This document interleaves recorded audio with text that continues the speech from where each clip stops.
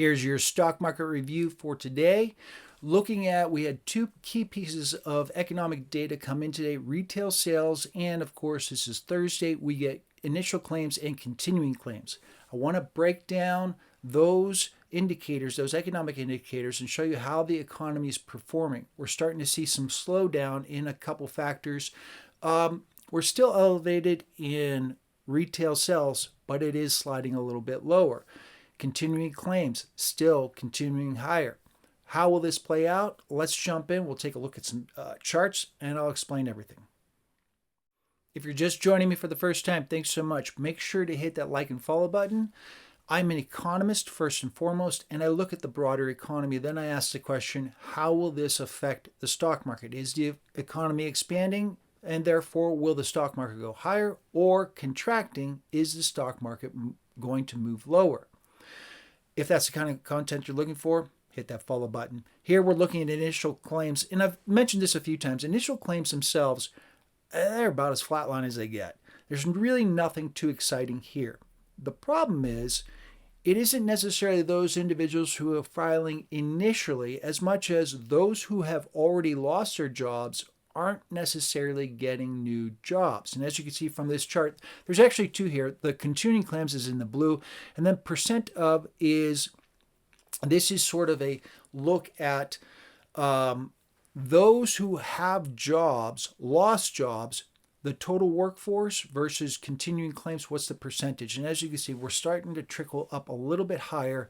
But just to put this into perspective, yeah, things are moving a little bit higher. We're a long way away from any kind of issues.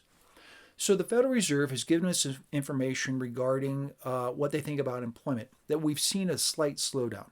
I would call that a slight slowdown. And I just showed you the past, year and a half, almost 2 years, which is the very tail end of this chart here, to put it in perspective for you. We're anywhere near but a landslide of people losing their jobs as of right now. So maybe the Federal Reserve does sort of engineer a soft landing. My take is the Federal Reserve never gets it right. And it's not necessarily because they can't get it right, as much as the economy is a moving target and they have to continually move up or down or sideways in order to get it right. So this is something, the continuing claims is something I've been keeping an eye on because I want to see, will it actually show that we're seeing more and more losses in employment? Retail sales came out today, and there's two lines here, the green line and the blue line. The blue line is really what we kind of look at because it takes out, this is retail sales, ex auto and gasoline. Important indicator. What is the rate of growth of what the consumers are spending? We're starting to see a small trend line downward. The blue line is what we're really kind of looking at. Again, green, a little more volatile with gasoline prices. Gas has been dropping, so that's going to be the case. Food prices have been coming down a little bit as well. Here's a better look at the tail end of retail sales. We may be bottoming them out. We may be moving a bit sideways, but let's take a look at one more chart. Personal incomes versus retail sales. The green line, of course, will be retail sales ex autos and gasoline. This yellowish orange is personal incomes. Generally speaking, if the rate of growth of incomes is increasing, so does consumption, which would entail retail sales. We are starting to see the rate of growth for personal incomes declining a little bit. A few data points aren't necessarily a trend, but we are sort of topped out and kind of sliding a little bit lower. Keep in mind there's two aspects to that number. The total number of people who are earning money and the rate of growth of those who are employed. Are they getting raises? We're seeing those numbers decline, which would tell us that personal incomes is declining, and so therefore will retail sales and consumption. Here's a look at the S&P 500. This is actually the 3-minute bar chart. Stellar day yesterday as the Federal Reserve dropped sort of as a mini bomb, if you will, basically saying, yeah, we think we're done and we're probably going to lower interest rates by 3 3 notches next year in 2024. Okay, great. We moved up about 1.25% in the stock market across the board. Only natural that we give some back. We gave a lot back right around noon, and then it kind of went right back upward. So we didn't give too much back for today's price movement. Here's a look at the bigger picture for KRE. This is the Regional Banking ETF. I wanted to point this out because I just put a video out on this. I'll put a link towards the end in the card. Regional banks are on fire. Make sure to check out that video of mine. In the meantime, let's take a look at the 10-year Treasury yield. This is softening quite a bit. I saw 3.88 print earlier. Not exactly sure what the all-time low or the day's low was. Nonetheless, this is quite lower than we just printed 5% was very end of October.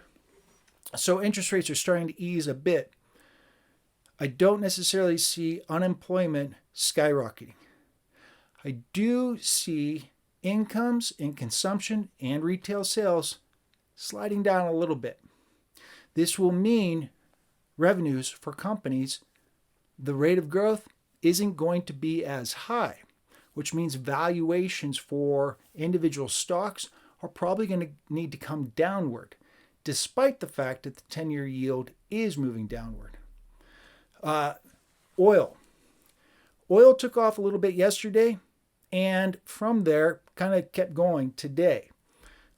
As interest rates move lower, of course, the price of oil will kind of ease back. I think OPEC's going to step in, start talking about production cuts, and we should see the price of oil buoyed up a little bit. I could see a range between 75 to 80 as being reasonable in the short term. I've been trying to sell some puts underneath USO stock, being able to get in there and sell those puts and let them expire worthless. Missed my shot the other day, and now with the move higher in oil, I may not be able to get in on that. Gold did a U-turn as well. Hit an all-time high, what was it, last week? Then immediately went right back downward as there was fear that interest rates would actually move a bit higher. They moved lower, of course, yesterday, and gold prices have been moving back upward. Will we challenge the all-time high for gold again? If interest rates continue to move lower, yeah, that's a big possibility. I'll keep you updated on that. Finally, the US dollar, still selling off. It's a differential. If you can borrow in one country and deposit in another and make a difference, that differential, they call this the carry trade. You have individuals who are trading trillions of dollars daily, moving money from one country to another to take advantage of that differential.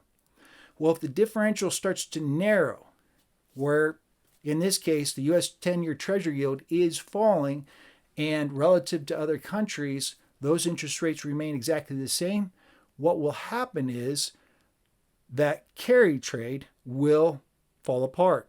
US dollar is falling. Yen, euro, sterling, they're all moving back upward. I try to put together a stock market review every day, breaking down the big factors of what happened. Make sure to hit the like and follow button. And also that video on KRE stock will be available. It should be on the card on the end here. We'll see you in the next video.